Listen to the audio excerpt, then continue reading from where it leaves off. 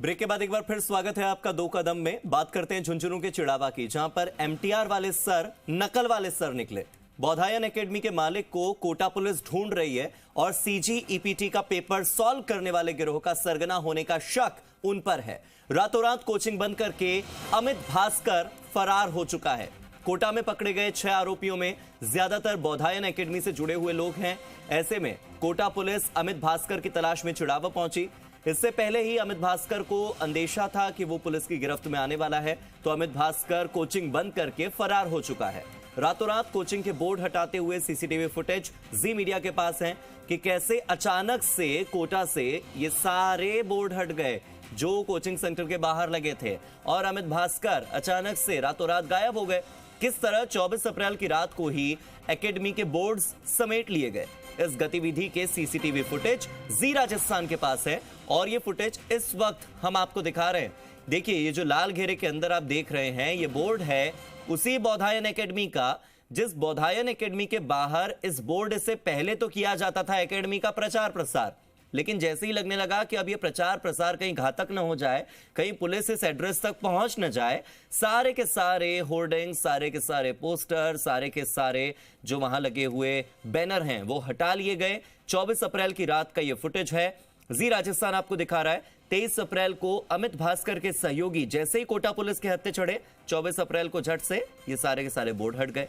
Constable भर्ती परीक्षा 2021 में गिरफ्तारियां हुई हैं 6 लोगों की और बौधायन एकेडमी से जुड़े हुए और भी कई लोग इस पूरे सर्कल के अंदर आते हैं, इस पूरे नेक्सस के अंदर आते हैं। अमित भास्कर के रिश्तेदार संदीप की गिरफ्तारी हुई। अमित पकड़ा गया तो आने वाले समय में नकल के मामले में कई और बड़े खुलासे हो सकते हैं।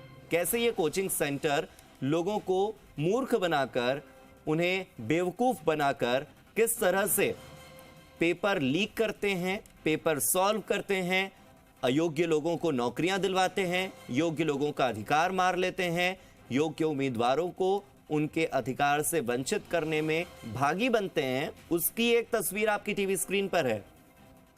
कायदे से कोचिंग का मतलब है कोच करना, कोचिंग का मतलब है कि सही रास्ते पर ले जाना, जहां कहीं भी दिक्कत आए वहां पर दिशा निर्देशन करना कोचिंग सेंटर का काम होता है। लेकिन कोचिंग सेंटर अब केवल अपनी जेबें भरना चाहते हैं। जेबें भरने के लिए वो बड़े बड़े नाम वाले कोचिंग सेंटर खोल तो लेते हैं और उसके बाद वहां चलता है नकल का किस्सा, वहां चलता है पेपर लीक का मामला।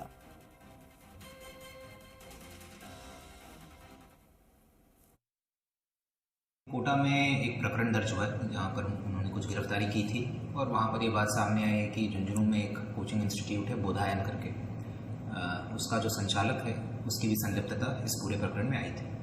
तो कोटा पुलिस के द्वारा ही उनकी बिल्डिंग को सीज किया गया है और फिलहाल जो संचालक है वो भागा हुआ है, तो आगे की कार्रवाई कोटा पुलिस के द्वारा ही की जाएगी। मेरे सहयोगी संदीप केडिया मेरे साथ जुड़ गए, सीधे संदीप का रुख करते हैं। संदीप, रातों रात सारे बैनर, पोस्टर, सारे विज्ञापन हट गए और उसके बाद अचानक से अमित भास्कर फरार। अमित भास्कर को पकड़ने के लिए पुलिस अब क्या कर रही है? जी, टीमें अलग अलग बनाई गई है अमित भास्कर को पकड़ने के लिए और आपको बता दें कि काफी जो भागने में फुर्ती है वो अमित भास्कर ने दिखाई है, क्योंकि 23 अप्रैल को जब कोटा पुलिस ने उनके सहयोगियों को धरा था तब शांति भंग के आरोप में धरा था। कोटा पुलिस भी तब तक अनजान थी कि ये कोई गिरोह हो सकता है, लेकिन अमित भास्कर को लग गया था कि अब उसका भंडाफोड़ होने वाला है। इसलिए 23 तारीख के अगले दिन यानी 24 तारीख को, जैसे हम दर्शकों को दिखा रहे हैं, 24 तारीख को रातों रात को 11 साढ़े 11 बजे का समय है, सारे के सारे होर्डिंग उतार दिए गए। यानी कि जहां पर पहले बड़े बड़े होर्डिंग लगे हुए थे बौधायन एकेडमी के, वो रातों रात उसको साफ कर दिया गया।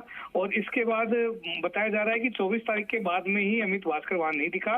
25 तारीख को कुछ स्टूडेंट भी आए थे, लेकिन उनको फिर 25 तारीख के बाद में उनको बैरंग लौटना पड़ा, तब से कोचिंग बंद थी और अब 30 तारीख को इसको सील कर दिया गया है।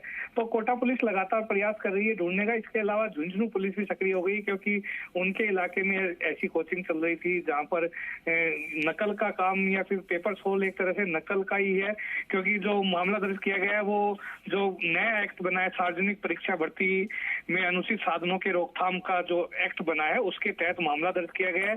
6 लोगों को गिरफ्तार किया गया। 6 लोगों की बात करें तो इनमें 4 झुंझुनू जिले के निवासी है, एक चूरू का निवासी है, एक हरियाणा का, और इनमें अधिकतर कहीं ना कहीं 6 के 6 लोग ये है बोधायन एकेडमी से जुड़े हुए। जैसे बात करें, एक अशोक जाट नाम का युवक है जो पकड़ा गया, वो जीके पढ़ाता था वहां पर। एक अशोक है जो पचेरी कल्या थाने इलाके का, वो मैनेजमेंट का काम देखता था।